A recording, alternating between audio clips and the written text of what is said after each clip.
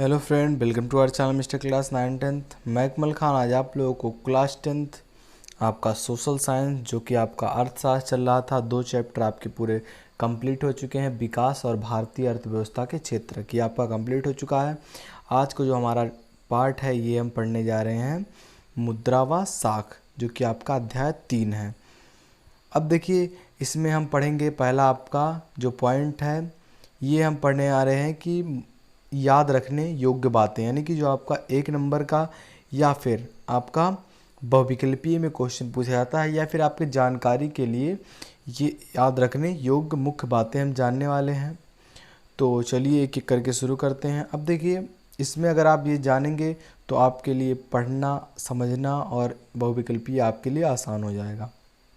अब देखिए क्या है पहला कि वस्तुओं के बदले वस्तुओं का लेन देन वस्तु विनिमय प्रणाली कहलाता है। ये आपका पूछ लिया जाए आपसे 1 नंबर में कि वस्तुओं या फिर विकल्प में बहुविकल्प में कि वस्तुओं के बदले वस्तुओं का लेना डैड कहलाता है, और आपका विकल्प दिया जाए विनिमय प्रणाली और अलग अलग दिए गए, तो आपका जो आंसर सही रहेगा ये विनिमय प्रणाली रहेगा। अब देखिए आपका दूसरा है, ये है मुद्रा के आविष्कार से वस्तु विनिमय प्रणाली की सबसे बड़ी कठिनाई आवश्यकताओं का दोहरा संयोग है तथा समाधान संभव हुआ है। ये आपका था। तीसरा, जब एक व्यक्ति किसी चीज़ को बेचने की इच्छा रखता हो, वही वस्तु दूसरा व्यक्ति भी खरीदने की इच्छा रखता हो, अर्थात मुद्रा का उपयोग किए बिना, तो उसे आवश्यकताओं का दोहरा संयोग कहते हैं। इनमें एक व्यक्ति रहता है, किसी चीज़ को बेचने की इच्छा रहता है और दूसरा व्यक्ति उसे खरीदने का इच्छुक रहता है, तो इसे जो मुद्रा का दोहरा संयोग कहते हैं। आपसे पूछ लिया जाए कि मुद्रा का दोहरा संयोग किसे कहते हैं, तो आप क्या कहेंगे कि कोई व्यक्ति बेचना चाहता हो और कोई दूसरा व्यक्ति उसे खरीदना चाहता हो, तो इन दोनों में जो संयोग होता है इसे हम दोहरा संयोग कहते हैं। अब देखिए, इसमें जो आपका चौथा है ये है क्या, कागजी मुद्रा जो होता है यानी कि नोट वाली मुद्रा, कागज के उपयोग के बने विभिन्न प्रकार के अंकित मूल्य के नोटों से हैं। यानी कि जो नोट होते हैं ये इसे कागजी मुद्रा कहते हैं। उपयोग के विभिन्न विभिन्न प्रकार अंकित मूल्य नोटों पर, कि देखिए एक ही नोट रहता है, किसी पर 10 रुपया लिख दिया गया तो 10 रुपया हो गया, 500 लिख दिया गया तो 500 हो गया, तो इसी तरीके से आपका दिया गया है। अब देखिए जो आपका पांचवा है यह है सोना चांदी निकल तांबा आदि किसी भी धातु के उपयोग से बनी मुद्रा को धात्विक मुद्रा कहते हैं। आपसे पूछ लिया है कि धात्विक मुद्रा किसे कहते हैं, तो आप क्या लिखेंगे, सोना चांदी निकल तांबा, आपका यह है धात्विक मुद्रा।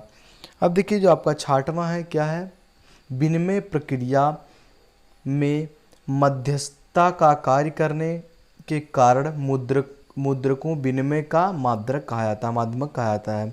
इसमें जो होता है विनिमय प्रक्रिया में मध्यस्थता कार्य करने वाले कारकों को, यानी कि कारण को मुद्रकों का विनिमय माध्यम कहा जाता है। अब देखिए इसमें आपका सातवां है ये है कि मुद्रा विनिमय के माध्यम के रूप में तभी मान्य होती है जब उस देश की सरकार उसे इस कार्य के लिए प्राधिकृत करती है, वह कानूनी मान्यता प्रदान करती है। अगर मुद्रा विनिमय के माध्यम रूप मतलब मान्य होता है, कब मान्य होता है, जब उस देश की सरकार है उस मुद्रा का प्राधिकृत करती है, यानी कि उस मुद्रा को मान्य करती है, उस मुद्रा को जैसे यहाँ पर उर्जित आर पटेल और अन्य जो हैं अगर फाइन नहीं करेंगे तो आपका जो नोट है उसका कुछ नहीं वैल्यू रह जाता है, तो इसी तरीके से वहाँ प्राधिकृत होता था। प्राधिकृत ये कानूनी माध्यम है जिसके द्वारा मुद्रा को उसकी जगह मिलती थी। अब देखिए जो आठवां है आपका भारत में रिजर्व बैंक ऑफ इंडिया केंद्रीय सरकार की ओर विभिन्न मूल्यों का करेंसी नोट, यहाँ करेंसी नोट कौन जारी करता है, भारतीय रिजर्व बैंक। ये है यहाँ गलत दिया हुआ है, भारतीय रिजर्व बैंक ये आपका करेंसी नोट जारी करता है। अब देखिए नौवां, उधार देने या निवेश करने के ध्येय से जनता के मांगने पर चेक आदि के माध्यम से राष्ट्रीय व अंतर्राष्ट्रीय जमाएं स्वीकार करने को बैंकिंग कहते हैं। क्वेश्चन बन सकता है कि बैंकिंग किसे कहते हैं, तो उधार देने या निवेश करने के ध्येय से ध्येय से जनता के मांगने पर चेक आदि माध्यम राष्ट्रीय व अंतर्राष्ट्रीय जमाएं स्वीकार जो होता है करने की प्रक्रिया आपकी बैंकिंग कहलाती है। अगला पॉइंट है बैंक सहकारी समितियां आदि ऋण के औपचारिक स्रोत हैं। आपसे पूछ लिया जाए कि औपचारिक स्रोत यानी कि बैंक और सहकारी समितियां आदि ऋण के कौन से स्रोत हैं। क्वेश्चन में विकल्प में 4 विकल्प दिया रहेगा और आपका एक विकल्प औपचारिक रहेगा, तो आप क्या लिख कर आएंगे, औपचारिक। अब देखिए अनौपचारिक ऋण में साहूकार, दोस्त, रिश्तेदार आदि लिया गया ऋण आता है। औपचारिक ऋण में कौन से लोग आते हैं, बैंक, सहकारी समितियां और भी लोग। और जो अनौपचारिक ऋण होता है जिसे हम दोस्त, रिश्तेदार या फिर साहूकार को किसी व्यक्ति से आप ले लिए उधार, तो ये जो ऋण होता है ये आपका अनौपचारिक ऋण होता है। आपका ये मोस्ट इम्पॉर्टेंट हो सकता है, औपचारिक और अनौपचारिक ऋण किसे कहते हैं। अब देखिए जो आपका 12वां है यह है समर्थक ऋणाधार ऐसी संपत्ति है जिसका मालिक कर्जदार और वह इस संपत्ति का उपयोग उधारदाता को गारंटी प्रदान करने के लिए करता है। अब देखिए 13वां जो आपका है समर्थक ऋणाधार के उदाहरण कौन से हैं। समर्थक ऋणाधार जो होते हैं उनके एग्जाम्पल्स हैं कि कृषि भूमि, इमारतें, गाड़ी, पशु, मकान, बेजर, जेवर आपका, और बैंकों में जमा मांग आदि हितों की रक्षा के लिए अपनी ज़रूरतों को पूरा करने के लिए आत्मनिर्भर होते हैं। जो समर्थक ऋणाधार के उदाहरण होते हैं ये सब होते हैं कृषि भूमि, इमारतें, गाड़ी और फिर जेवर। ये सब बैंकों में जमा के लिए जो रक्षा होती है, रक्षा के लिए अपनी ज़रूरतों को पूरा करने के लिए आत्मनिर्भर होते हैं। इन्हें समाधान ऋण के ये उदाहरण हैं। 14वां जो आपका है यह बांग्लादेश का ग्रामीण बैंक स्वयं सहायता समूह का एक सफल उदाहरण है। सहायता समूह का जो सफल उदाहरण है बांग्लादेश के ग्रामीण बैंक।